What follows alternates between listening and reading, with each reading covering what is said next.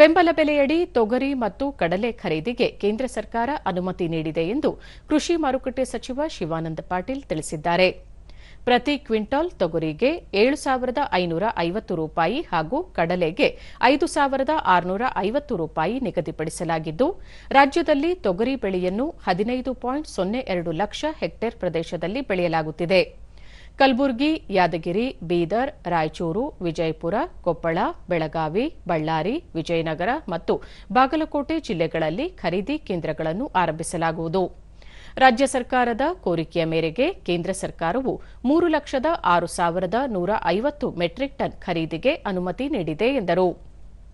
ಪ್ರಸ್ತುತ ಕಡಲೆಯನ್ನು 10.03 ಲಕ್ಷ ಹೆಕ್ಟೇರ್ ಪ್ರದೇಶದಲ್ಲಿ ಬೆಳೆಯಲಾಗುತ್ತಿದ್ದು, ಧಾರವಾಡ, ಕೊಪ್ಪಳ, ಬಳ್ಳಾರಿ, ಚಿತ್ರದುರ್ಗ, ಗದಗ, ಬೆಳಗಾವಿ, ವಿಜಯಪುರ, ಕಲಬುರಗಿ, ಯಾದಗಿರಿ, ಬೀದರ್, ಬಾಗಲಕೋಟೆ, ದಾವಣಗೆರೆ, ಚಿಕ್ಕಮಗಳೂರು ಮತ್ತು ರಾಯಚೂರು ಜಿಲ್ಲೆಗಳಲ್ಲಿ ಖರೀದಿ ಕೇಂದ್ರಗಳನ್ನು ಆರಂಭಿಸಲಾಗುವುದು. ಬೆಂಬಲ ಬೆಲೆಯಲ್ಲಿ 96,498 ಮೆಟ್ರಿಕ್ ಟನ್ ಕಡಲೆ ಖರೀದಿ ಮಾಡಲಾಗುವುದು ಎಂದು ಹೇಳಿದರು.